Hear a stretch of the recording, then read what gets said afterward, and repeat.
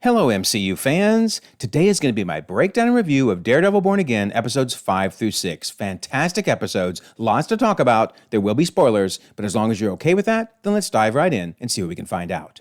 Don't forget, we have a March contest running all month long. Be a subscriber, leave a comment. You could win a book or a steelbook. Best of luck. And we have a membership option with lots of cool perks, so you might check it out in case you're interested. All right, so I always like to start with a brief overview of where we are in the MCU timeline, and something I didn't think about in the last episode is this Latvian Heritage Day. Remember, Matt brought it up, and Fisk had to listen to those people singing about it? Well, the Shockwave 1138 pointed out that January 26th of 1921 is the official recognition of Latvian independence. So that might indicate that even though there is no official Latvian Heritage Day in America, that might still be telling us that episode 4 happened in late January. So that's kind of interesting. That means we can probably add the Matt and Frank talk that they had in episode 4 being in January of 2027. So what about episode 5? Well, obviously it's on St. Patrick's Day, right? I mean, they legit say, girl, come on, it's St. Patrick's Day. And then I thought this was really fun. Devlin says, just another Wednesday, love. Well, guess what? In 2027, St. Patrick's Day is on a Wednesday. So they either lucked into this, I mean, they had a 1 in 7 chance, or they really were thinking this through. That is so cool. This episode is also taking place during hockey season. Notice the Rangers took the Isles to the woodshed last night, and Potvin sucks. Well, Potvin is a member of the New York Islanders, and indeed, hockey season runs from early October through early April. So yeah, March fits perfectly. And then we see that episode 6 is pretty much right after episode 5 because Heather's talking about the whole bank hostage situation as though it was happening very recently. So we can now add to the timeline March of 2027, Matt stopping the bank heist, and of course Daredevil fighting Muse, both of which we'll get to in a moment. But one last thing to mention, we are just about to overlap with Brave New World because that, we know from the movie, is happening in April of 2027. So yeah, that is really, really cool. It's all coming together. It'll be interesting to see where the timeline places Brave New World in relation to Daredevil Born Again when it finally hits Disney+. And then I do have to bring up this weird date down in the corner during these BB reports. I mean, obviously that's 2024, right? But that does not fit at all in the timeline. Maybe it's the date these episodes were filmed, but I've never seen a date that prominent that's that wrong before. So great timeline management overall, but I think we just have to ignore these dates on the BB reports.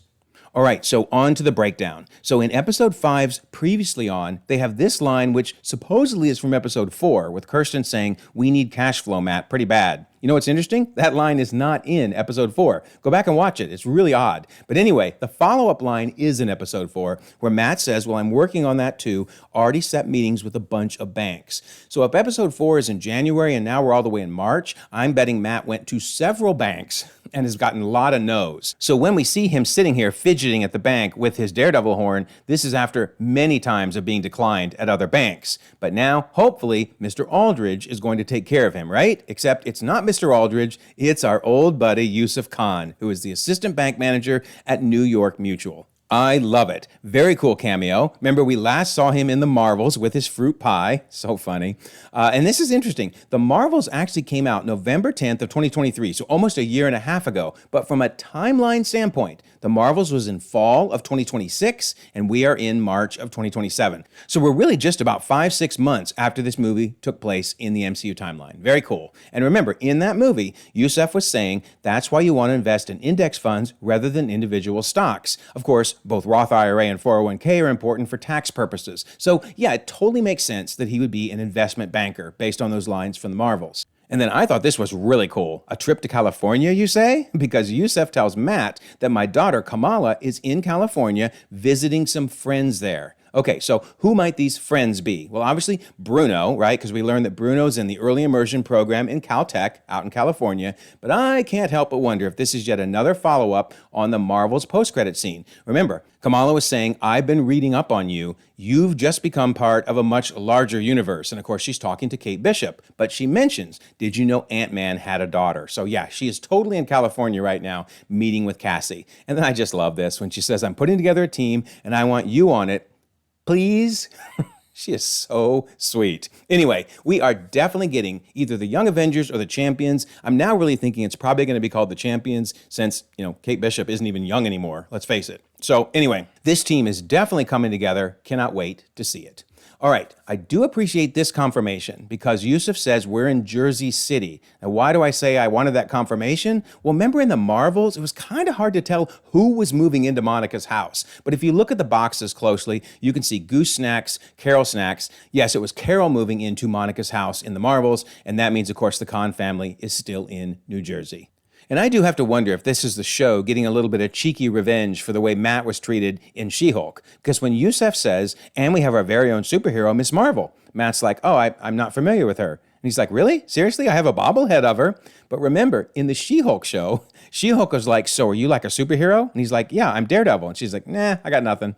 So She-Hulk didn't know who Daredevil was, so now Daredevil does not know who Miss Marvel is. Pretty funny.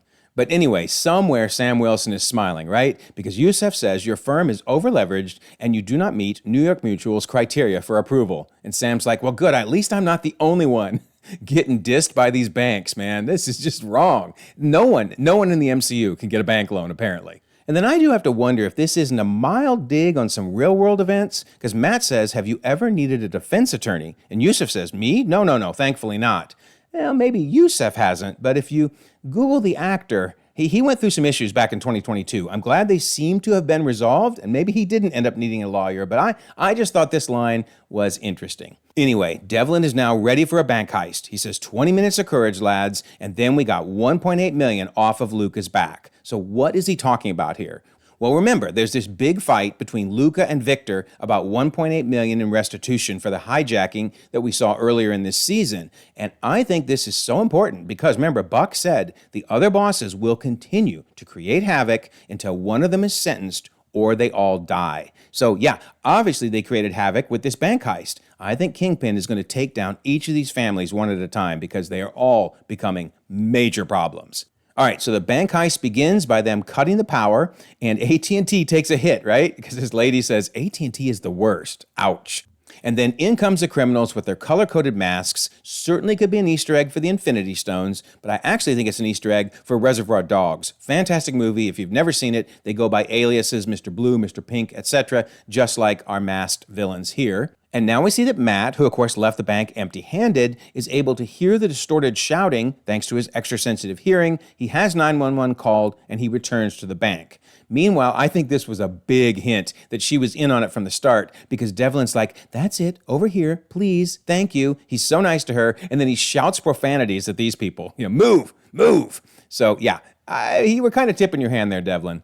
Anyway, in comes Matt. I love that he's whistling away, and they're like, can someone please lock the door? Which is interesting because he actually dropped an F-bomb in the episode, but for some reason the closed captioning left it out. I don't know. Thought that was kind of odd. And then this dude is both rude and colorblind. He says, on your knees, Stevie Wonder, referring, of course, to the famous musician Stevie Wonder, who, is blind like Matt, yes, but also kind of like black. So, dude, really? Seriously?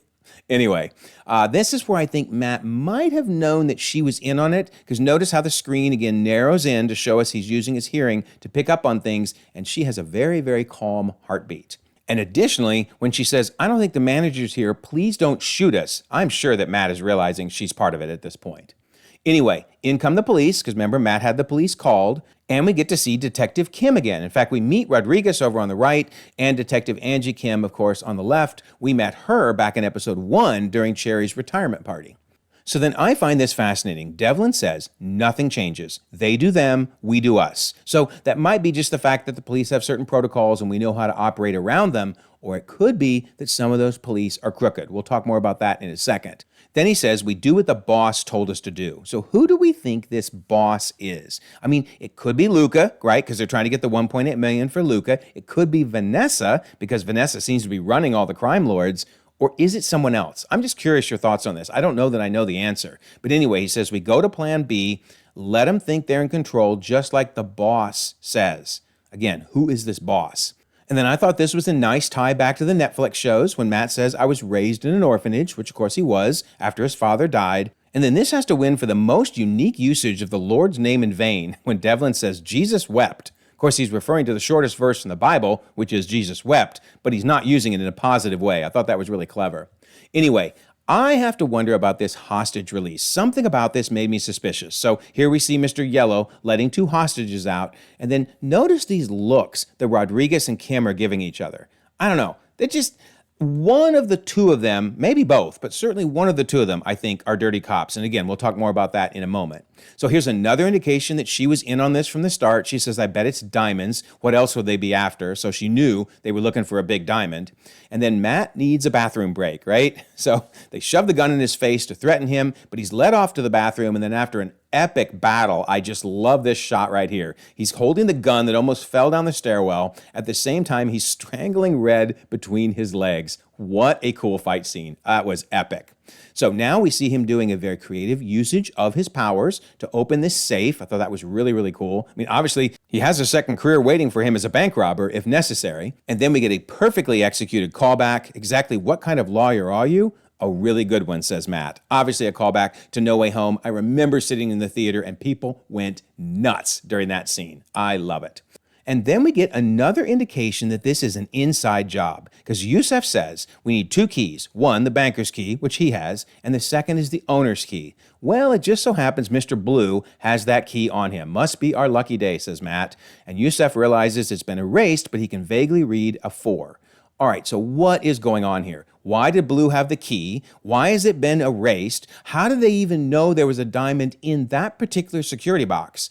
I am just so curious. They don't really give us the answers, so I wonder, is it going to come up in a later episode, or is it just, we don't need to know? Let me know your thoughts on that. So they start trying to find the right safety deposit box, and we get more ties back to the Netflix shows when Matt says, my father died when I was just a boy, and I never knew my mother until much later in life. And of course, that's 100% consistent with what we learned in the Netflix series with Battling Jack Murdoch and, of course, Maggie Grace, his mom. I wonder what his mom's up to. That'd be interesting to see if she ever returns. Anyway, this is what it was all about, this diamond, which, yes, if you're going with the different infinity stones, that would be our soul stone. Anyway, that is one impressive diamond. So I'm once again wondering, is the boss Vanessa? Because Matt says, I heard the leader mention a boss. I think they're working for someone. It's got to be Vanessa, right? It's got to be. And then outside the bank, we see that not everyone is on the same page, because Rodriguez is saying it's time to go in, fan him out, but Kim is saying innocent people will be caught in the crossfire. And sure, the police disagree sometimes on procedures and things like that, but I have to wonder if one of the two of them is working with Devlin and doesn't like how the plan is going. So, I don't know. Let me know your thoughts. Are one of the two of these a crooked cop? Anyway, Purple gives up immediately when the police charge in. Yellow, on the other hand, wishes he'd given up because instead he gets slammed against this pillar and then whacked upside the head with Matt's cane. So yeah, he's taken out. And Green, on the other hand, aka Devlin, has his own escape plan. He switches into this cop outfit and makes me wonder, did he even care whether anybody else got away? It seems like this was his own plan. Pretty crazy. Anyway, he hands off the diamond, or so he thinks, to this lady who's been working with him. Notice he says, get it to Luca. So is Luca the boss? I don't know. I'm just so curious who this mysterious boss is. But then she finds out it's actually Candy because Matt has swapped the diamond for the candy. I love that. Then Matt puts on a mask, because mind you, he's blind. He doesn't know it's red, but I love the fact that it turns out to be like his Daredevil mask. And yes, he puts the hurt on Devlin. This is the closest I'm going to show to this, but let's just say Devlin will not be walking right for quite some time. Anyway, once again, they mention this mysterious boss. They must have had a boss, says Yusef, someone inside the bank. So is he alluding to her? Did they catch her? I mean, it doesn't seem like anybody even arrested her. I want to know what's going on. Hopefully we'll find out in a later episode. But he then says, hey, perhaps we can brainstorm on ways to make your firm more profitable over dinner with my family. So yeah, that may mean that we get a Kamala cameo later in this season. And wouldn't it be wild if Matt ends up helping form the Young Avengers/Champions?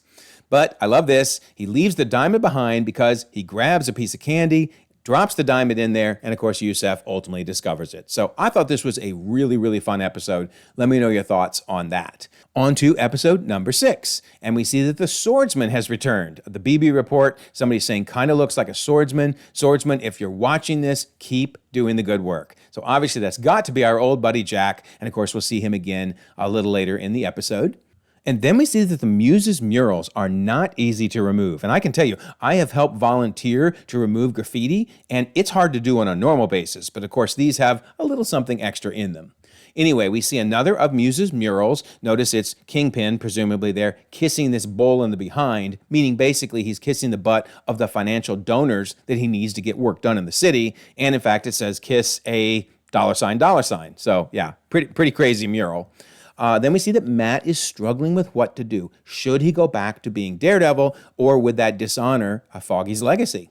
And he's returned to his prayer life. He's praying for guidance on what to do. And I think this is really cool because he says, I'm just checking in, obviously checking in with God, and that I've stopped a few times over the years, but I always end up coming back to it. Well, I think he's not just referring to prayer life, but also coming back to being Daredevil. He's trying to decide what to do.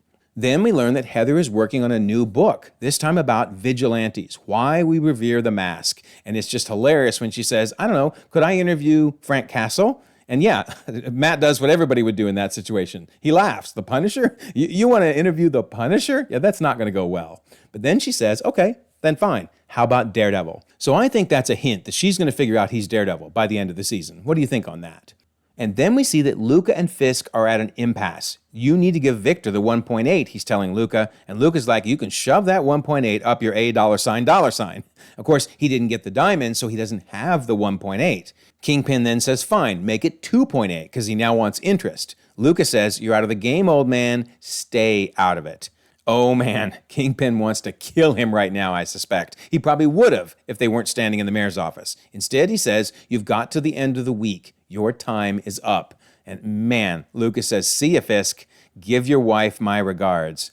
Oh, man. Kingpin is so ready to go back to the old ways again. In fact, I think both Matt and Kingpin are trying to decide, what do we do here? Matt's trying to decide, do I put on the mask? And Fisk is like, do I take off the mask of pretending to be this politician when really I just want to kick some butt?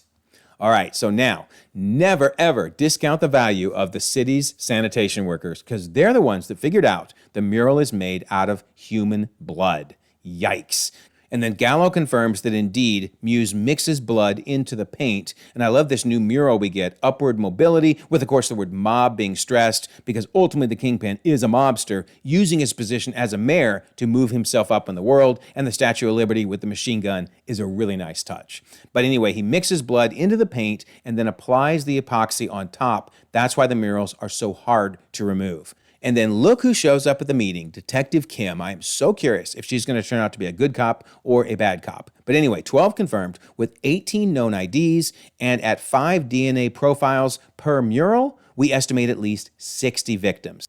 And then this line is so important. It was very hard to hear, but with closed captioning on, you can see Angie saying, sir, we also know that he somehow managed to avoid detection by any of the city's surveillance footage. Whoa, that's huge, right? Because I was wondering, how on earth is he able to paint these elaborate murals and not get caught? Well, in the comics, he has something called imperceptibility. Muse's body acts like a vortex, which can pull in every bit of sensory information around him, making even Daredevil's enhanced senses hard to target him. So I don't know how much they're going into this in the Daredevil Born Again series, but they're certainly hinting at it if basically he was able to elude the city's surveillance footage. Because in the comics, literally they described it as sense, sounds. It's like he's drawing them into himself, like a black hole for sensory information. Makes it hard to get a lock on him. So really curious what's going to happen here. But let me know your thoughts about that line and whether that's hinting at the fact that he has these powers, at least to some extent.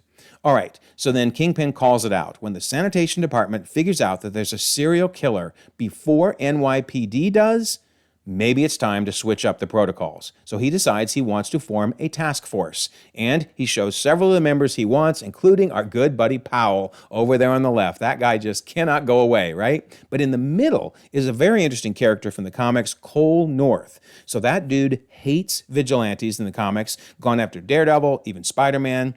So it'll be very interesting to see what his role is in the series. But yeah, he does not like vigilantes. So Kingpin says, it appears your officers have a subculture among them. So he wants to pull out those particular officers, give them overtime pay, and no body cameras. So basically, they can do whatever they want. So here they all are coming together, and Powell's like, yeah, okay, why us? Dude, what do you mean, why us? Because you're crooked. That's why, buddy. Boy, I cannot wait for Powell to get his in the end. Oh, goodness. Anyway, you're all victims of bad luck, says Kingpin. Others, you've been a little overzealous. But all of you, throughout your careers, have shown initiative. and consider yourself the founding members of my anti-vigilante task force. So, if we're this far in the season with this being formed, I can't help but wonder if this task force isn't going to carry on even into next season. And notice there's Cole over there on the far right. So yeah, these guys are going to be armored up by the Kingpin to take on vigilantes. Crazy, crazy. All right, then Fisk is quickly mastering the art of politics. He says something so important. He says, Vanessa, you know, politics, it's a different kind of problem solving. Find what a person wants and either withhold it or provide it, and they will do anything. And that's true, right? The government basically controls our lives because they can either give us things or take things away, and we're basically subservient to the government. However, Vanessa one-ups it. She says there's something even higher than politics, because not tonight. Tonight, you're going to be asking New York's elite for money. And at the end of the day, they want reassurance of their supremacy. Boy, oh boy, oh boy. If you look at modern politics and what's going on right now with Elon Musk and, his influence over the president, that's what this is all about, right? This oligarchy. The mayor's not running the city. The funders are running the city, and they want him to know it. So we're going to see that a little bit more of that in a moment. But first, we see more indications that Kingpin's mask is slowly peeling off because he's gaining weight again. It seems like my suits aren't fitting like they were, and I guess we have to get you a new wardrobe then, says Vanessa. Yeah, a new wardrobe because he's going to be shedding the guise of being a politician and going back to being a bruiser. But now on to this crazy event, an evening with Mayor Fisk, where he basically learns they know exactly what he's up to. I'm saying your port expansion project, the one he's been working on Red Hook, it is a self-serving con, Mr. Mayor. You're using taxpayer dollars to further enrich yourself. Well, obviously, right? That's what all politicians seem to be doing, sadly. But then she says, the people in this room still decide who gets to eat. Wow. That's her basically saying, I control you. I mean, she basically is being Elon Musk right here. And Jeff Bezos and Zuckerberg, etc. They're running things in Washington. I don't know that any of the politicians are actually in charge. That the people in charge are the ones with the money. And then we have this very fascinating discussion with Jack. Jack says these changes you're making with the police, this obsession you have with vigilantes, it's just not going to work. Underestimate the people in this room at your own peril. So he's really saying that in two regards. Number one, he's filthy rich, so he controls Fisk in that regard. But number two, he's also a vigilante. So I wonder if he is going to get attacked by that anti-vigilante task force. That would be nuts if Jack actually gets killed by them. Oh man, I don't like that. I don't like that at all. Anyway, we now see Muse hard at work on this mural, and these two women basically surprise him. Hey, are you Muse? Is it cool if we take a picture with you? And then I'm betting once they saw that face, they're like, oh, you know what? We're good. We're good. Can we leave now? Nope, you're not going to leave. You're going to become part of the artwork. Yikes. Very, very scary. All right, so now we see that Angela reveals what Hector was working on. He was on to something, Matt. In fact, we see this flashback to Hector saying, people are going missing. No one seems to care. All right, so I love the fact that what Hector was doing in those first couple episodes still has relevance, because I hated seeing him die so soon. But actually, he was tracking down the victims that Muse was killing. That is so wild. So Angela says, I think it had something to do with all those people going missing. All the kidnappings that were all close to the old Q line. That's the one they shut down, track 61. So I will admit, I didn't understand how she found Muse at first, or even more importantly, how Daredevil found her, but I forgot about this line. So basically, Hector was doing all this research and believes that track 61 has something to do with the disappearances. So now she wants someone to finish his work. But when Matt suggests that they let the police handle it, she says don't rely on anyone to do what you can do for yourself. So yeah, she is going to go hunting for Muse. Not good. Now, Matt's trying to decide what to do, and Cherry fills him in on the situation, telling him he paints with his victim's blood. So Matt's really realizing, I think I'm going to need to get involved in this. And in fact, he starts doing some research on this track 61. And actually, one of the lines in here I find really fascinating. In 2012, parts of the terminal were destroyed by the fallout of the Chitauri invasion. So it's really cool because that's tying into the overall MCU lore. But even cooler is they called it the Chitauri invasion. Remember how annoying it was that in all the Netflix series, they had to call it the incident. Is that what we're calling it now? Yeah, they couldn't refer to it as the Chitauri invasion. So it just shows how different Daredevil Born Again is that they're now able to fully integrate into the MCU, and I Love it. All right, so then Soledad calls and says it's Angela. She still hasn't come home, and that's not like her. So Matt realizes he's got to do something. He's got to put the mask back on. So almost to apologize to Foggy, he leaves the broken horn behind, and he takes off and suits up once again. And not a moment too soon, because the Muse has now captured Angela as he carries her off into his lair, and we see a bunch more of his victims hanging from the meat hooks there, but he wants to add Angela to his victims. Notice that he drugs her. Makes sense. If you're going to drain somebody's blood, you got to drug them first. But yeah, when he injects this thing into her leg, it's just so nasty. Just slams it into her. Oh, yuck. Then Muse hears something out on the track, and sure enough, it's Daredevil booking it down the track. That was so cool. He shoots his billy club against the wall, and Muse is like, I'm betting this is going to hurt. Yep, it is going to hurt, because Daredevil pulls himself forward and pops him a good one. In fact, this really shows Muse must have some type of extra endurance, because he would be out cold if he was anybody else. But yeah, Daredevil is back. Crazy. Meanwhile, we see that Kingpin has decided to give Adam a chance at freedom. He has his axe in his hand there, heads down the stairs, explains to Adam, we are locked together, obviously because of Adam having the affair with Vanessa. He says, when I was younger and smaller, I went up against men 3 times my size, probably referring to his dad, right? And says a simple tool can be a great equalizer. He's referring to the axe in this case, but he's also, I think, referring to the hammer that he used against his dad. Although, in fairness, he got his dad when his dad wasn't looking. Come on, Kingpin. This isn't even fair, because you give this thing to Adam, who is, deprived of food, been locked up. Of course, Kingpin's going to smack him good, right? And oh, can you imagine receiving this hit in the face? Yeah, you would probably be laying on the floor like that. In fact, it's amazing he's even alive at this point. But I bet the Kingpin is pulling his punches and playing with his food, if you will. So then Adam gets back up, charges at him, Kingpin ducks, and just does this massive headbutt, which is really cool because it transitions over to Daredevil headbutting Muse. The transition between these two fights was so cool. Anyway, with Muse temporarily knocked down, Daredevil goes over to try to rescue poor Angela. And then we get this really creepy shot of Muse. It's upside down, but as the camera turns around, it's almost like he's a spider or a rodent crawling across the floor. But anyway, sneaks up on Daredevil, knocks him down, and he's ready to do a killing blow on Angela.